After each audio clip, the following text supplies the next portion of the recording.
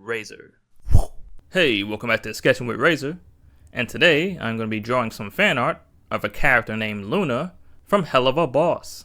However, while drawing the fan art, I was also following along a tutorial from the YouTuber Line Sensei. The specific tutorial that I was looking at was the 75-minute draw along video where he's drawing a demon girl in a midriff t-shirt. I thought it made sense to draw Loona, since Loona's design is somewhat similar. Except honestly, it looks like she just tore up a piece of cloth and wrapped it around the top of her body. As though she doesn't have a care in the world. Which probably makes sense because her design gives off this I don't care goth girl teenage personality. Funny enough, I've never actually seen the Hell of a Boss show. I've only known the show from the characters' designs. And from the small number of characters that I've actually seen, Loona's design is my favorite so far. Lucky for me, one of the designs that she has is what looks to be a human form. I'm not sure of the context for why she would have this form, but it works perfectly for the tutorial. I think they did a good job transferring the wolf's design into the humanoid form.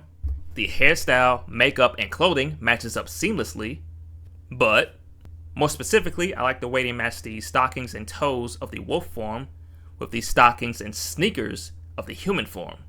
However, I think it overall works better for her wolf form than it does her human form. Mostly because the torn clothes look reminds me of a werewolf transforming and tearing through their clothes. Whereas if you would put that on human, the human would just look like a lazy bum. So what I decided to do is extend the length of her top to make it a little bit more of a torn midriff shirt rather than just a torn piece of cloth wrapped around her chest. And as for the facial features, I wanted to try and match the anime aesthetic that Line Sensei was drawing. Although in doing so, I had a little bit of trouble making sure the facial design still looked like Loona. So I traced the face of the original design in order to get a better understanding of the structure of her face. This made it easier for me to turn Loona's face into that of an anime girl. I also placed the head a little bit higher than I normally would because Loona has a really long neck in her humanoid form. As for the line work, I didn't want to do anything too crazy, just keep things thin and clean. I also had to make sure not to draw her cheeks too puffy, as some anime designs do, because I know in her original design her cheeks are rounded, but it gets balanced out with her longer head and neck. Whereas with the anime style, the head and neck won't be as long, so I shortened the size of her cheeks in order to balance it. To maintain the torn aesthetic of her original design, I made sure to draw tears in the bottom of her shirt to also match the anime aesthetic. One of the things that you'll see in anime characters or anime art, they will leave out the definition of the middle of the lips and then fill it in with either some shading or flat colors. I'm not entirely sure why they do this. I think they do this in order to give the lips a softer feeling, but I'm not sure. Shading for the most part was also kept simple. Anything casting direct shadows will have a harder edge.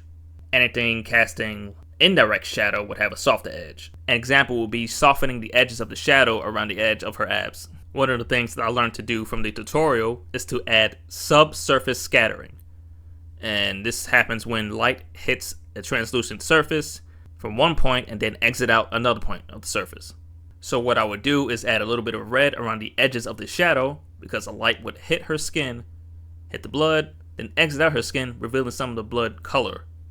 You can actually see this if you try this out yourself by holding up your hand to some light and noticing the light around the edges of your finger change color. I tried to match adding blemishes to the skin where the blood will flow as seen in the tutorial, but now that I look at it, I probably left it a little too red on the skin, but you can let me know what you think about it in the comment section. Another thing that I've learned from this tutorial during the post-processing that honestly I don't think I've ever actually done, at least not in the manner that he's done it. Make a duplicate of the art piece, merge it all together, blur the duplicate, use a level curve layer to blow out the whites and blacks of the duplicate, and then overlay the duplicate on top of the original art piece.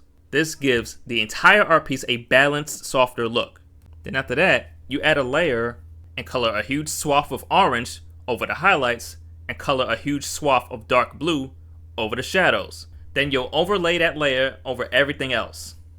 That way you add a bit more color to the highlights and the shadows. It's a bit of a broader way than how I would normally do it. I would be more fine-tuned about it and color in the shadows and highlights. But I like the way this turned out. I think I'm gonna try something like this again. Maybe in another art piece. But that's all I got for you guys today. I hope you guys have a good one. And then make sure to keep your mind, body, and soul razor sharp.